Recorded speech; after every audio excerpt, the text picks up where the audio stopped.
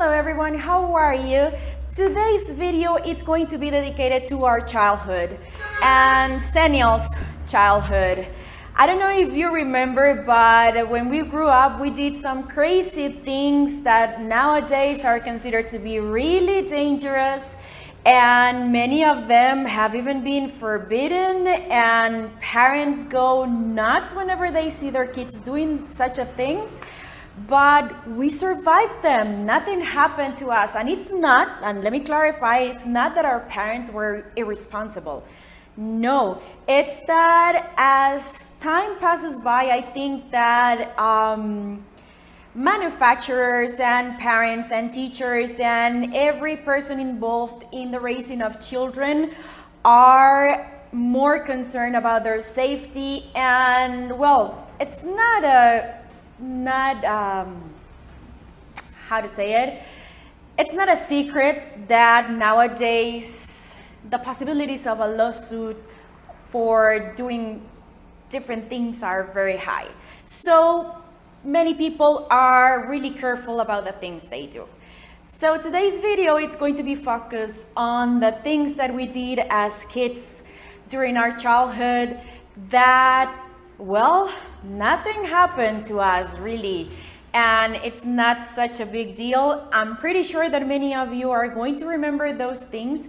So I want to encourage you to leave comments below of the things that you did as children that nowadays maybe you didn't even let your children do, or that many of your friends who are parents are not going to let their children do, but we did and that we enjoyed a lot.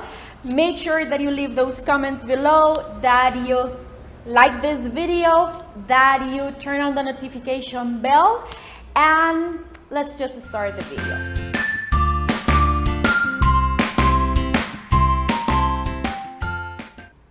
Okay guys, so the first thing that we did as children, and many of us survived, the worst thing that could have happened to us was that we fell on the floor, we had a scratch on our knees, or well, the most terrible one was that maybe a couple of us did break a bone or two. But we learned to skate, to roller skate, to ride bicycles or things like that on heels. That was the first thing. And we didn't use helmets, we didn't use any type of protection for our elbows, for our knees, or anything, because actually that was considered to be really nerdy, and those of us who use those things will be considered to be nerds. So we didn't use them, and let me tell you, that's how I learned to ride a bike. I remember that the bike in which I learned how to ride was from a neighbor, and this neighbor is pretty taller than I. And I remember, well, my house was in a corner and down a hill. So we will go top of the hill and we will sit on the bike, and they will just throw me, and I will just try to maneuver the bicycle. And that's how I learned how to ride the bike. And I will end up on the grass, on the floor, around a tree, whatever, but that's how I learned how to ride a bike. And we used to go into that hill, and my brothers will use a skateboard, I will use roller skates, some neighbors will use bicycles, and all of us like crazy will just go downhill really fast, and we survive. We are all here. None of us had any major accidents, but only falling to the floor and having some scratch elbows or knees. Second thing, we used to scale fences, we used to climb trees, we used to go over anything. One of my brothers used to make different things for his G.I. Joes, and one of them was parachutes. And what we will do is that we will just throw the G.I. Joes, and many of the times because of the wind they will end up on a tree, and we will climb the tree just like that and grab the toy, and get down, and no adults were around. We didn't have any adult supervision when we were playing, because most of the time we were playing outside. We were going to the park, we were going to neighbors' houses and backyards and front yards, and we will use whatever we had around, and nothing happened. We will jump into fences, and if it was a tall fence or a tall wall, then we will jump to the floor and see who was able to scale that wall faster. So it was really fun, and from that I don't remember having any accidents, but I know that some of us will fall and once again scratch knees and elbows, and that was it. By the way, I never broke a bone, and I've never had broken a bone because of the crazy things that I did as a child. So that's just a note for you. None of my brothers did, none of my neighbors did. We all survived our craziness. Number 3, play with dirt. And let me tell you, we did play with dirt. We will make castles, we will make forts. I had a lot of boys in my as friends, because there were almost no girls in my neighborhood. So I will play with a lot of boys. So what we will play was G.I. Joe, we will play Transformers, and we will play all boy games. If I came out with a Barbie, they will destroy the Barbie. So my Barbies will be inside of my house, and I will play with them. So all of the games were games in which it was wars, it was fights, and dirt was around the place. We will make forts, and we will make a battle, and we will grab water and make rivers, and it was insane. And I don't remember being disgusted by worms or by having my hands dirty or anything like that. And nothing happened to us. Let me see what else we did. Oh, this one, I know that this one is going to cause a lot of panic in many, but I remember that we used to eat grass, we used to eat flowers, we used to eat clovers, and I don't know in other countries, but at least in Costa Rica you find two types of clovers, the green clover and a purple one. I love the green ones because they are like lemony, and the purple ones are a little bit more bitter. But I remember that we will collect them and we will eat them. And grass, we will make a challenge and say, hey, do you want to try this? And we will eat it. There was a type of plant that I don't remember that name, but it's like a little bell, and it's like orange or yellow, and it has a syrup inside. We will drink that syrup, and it was delicious. We shouldn't have been eating that, and nothing happened to us. We didn't have problems with our bellies. We didn't have problems with anything, and we will eat whatever we found. Well, this is related to the first item that I mentioned. I mentioned that we will use heels and we won't use helmets or things like that. And well, our brake devices or whatever made us stop was a common thing, and that was trees.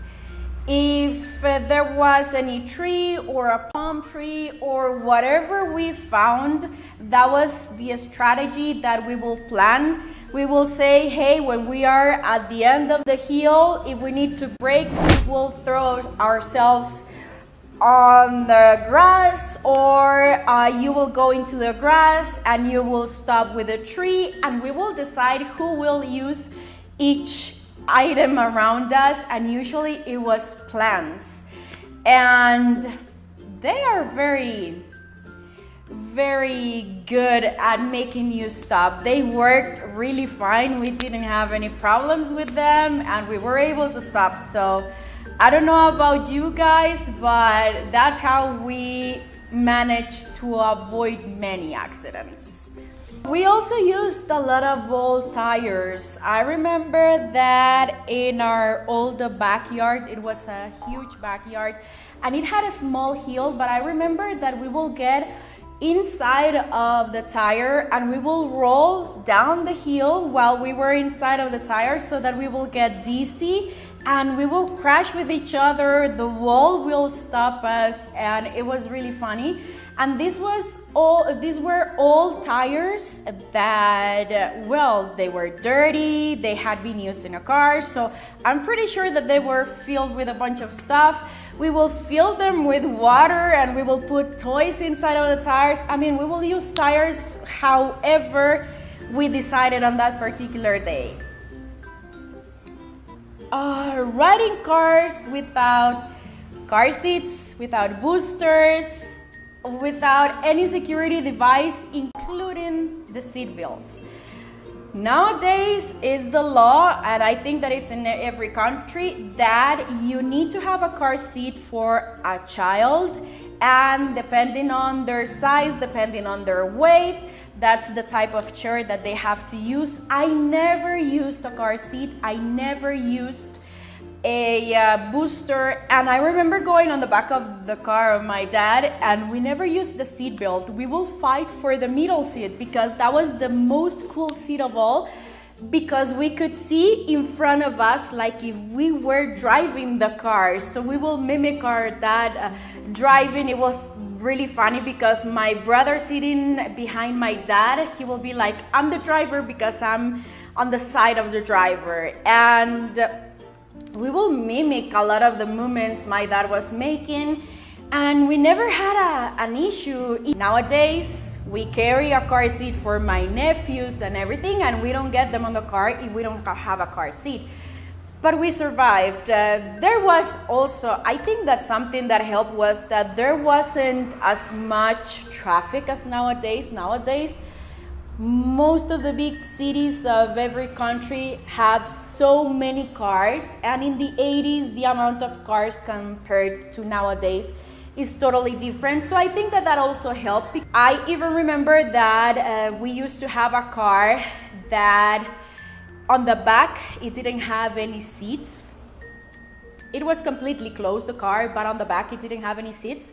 And my parents will throw an old mattress and pillows and things like that, and we will make a really fun time. My parents will be running errands, or we will go on a long trip to the beach or whatever, and that's where we will sleep if we were tired, and we will play and everything while we get to the place we were going. And it was really fun. It was incredible. I remember having a lot of fun on the back of our cars. My dad then bought a pickup truck, but it had a cover for the back, and also we will travel on the back of the car with no problems.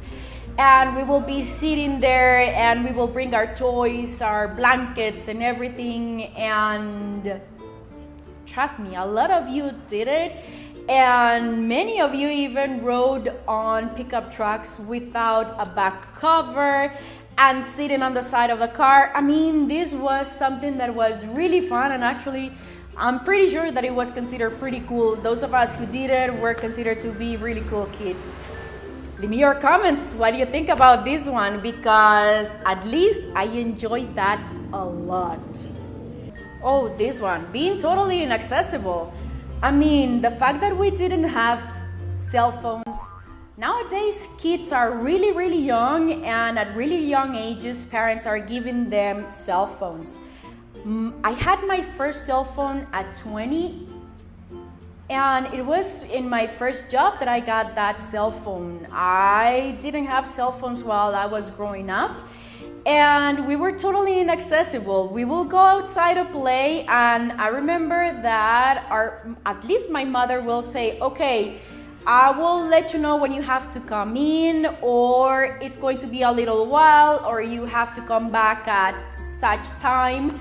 And that was it. We will go outside to play, and we will be playing, and when we saw, if it was in the afternoon, when we saw that it was starting to get dark, we will get back inside, everyone will get their toys, and everyone will return to their house. At school, we were not accessible at school. We went to school from 7 in the morning until 2 in the afternoon. And if there was an accident or something, the school will call the parents. But if it was a regular school day, everyone will be in school, everyone will play with dirt, everyone will get dirty, and if you fall and nothing serious happen, whatever, your parents will find out when you return to your house. And if your parents worked, you wouldn't see your parents until late at night, because hopefully your grandma was at home or the maid was at home. Some people will just get home and no adult was there, and you will get there, you will grab your food, you will do your homework and watch some TV and go outside to play. But it wasn't either this rush of playing video games. We didn't have, not many of us had video game consoles. So we will go outside. That was the cool thing to do, to go ride our bikes, our roller skates, to play with our toys, to go with the neighbors and do crazy stuff. So it was really nice. Now everyone carries a cell phone, and you keep calling everyone. You keep telling your kid, okay, when you get to school, you call me. When you get home, call me. And you call your kids every certain amount of time. And it's totally different. We were disconnected, and it was a good disconnect. Parents learn to trust their children and trust their teachings, and children learn by their own mistakes. They learn that many of the things that our parents told us that we were not supposed to do, if we had an accident or whatever, we learned the hard way, unfortunately, that we didn't have to do that. So it was actually pretty nice. I really enjoyed that time, and I'm really pro letting children go outside. Another thing that we did as children, and let me tell you, we did survive it, was that we played with toys painted with toxic paints. Nowadays, manufacturers of toys have to be really careful of small pieces of parts of the toys. They have to be really careful of the paints they use. They cannot be toxic. Many security things are involved in the manufacturing of toys and the approval of toys by all those institutions dedicated to the regulation of the safety of toys before the toys get out in the market. And I remember playing with many toys that now I've seen in lists that they have been removed from the market because they are really dangerous, and I did survive. I remember playing with small things or small parts of toys. Our parents will look into us whenever they bought a toy and it had small parts. They will either take them away or they will supervise whenever you will playing with that. And many toys, they will just buy the toy and you will get the toy, and nothing happened. We're here. Hey everyone, as I was editing this video, I realized that I didn't mention the last thing number 10 that we did, and it was that we ate raw cake batter. Whenever our moms will bake cakes or brownies or cookies or whatever, we would lick the spoons and the bowl and everything. And sometimes those mixtures did contain raw egg. I know that nowadays this is something that usually we don't allow kids to do because of the risk of salmonella and other bacteria and things like that.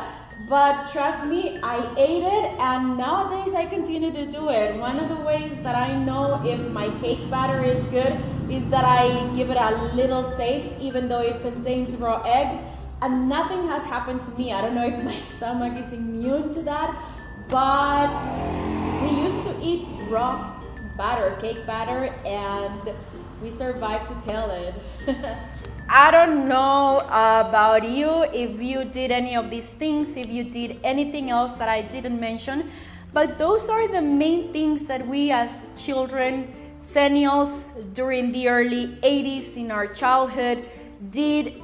We survived, nothing major happened, and we are here to tell those stories. So once again, please make sure that you leave the comments below if you did any of the things that I mentioned, if you did anything else, and make sure that you like the video, that you subscribe if you haven't subscribed, because I'm uploading videos related to Xennials every week. And I will see you next time. Bye!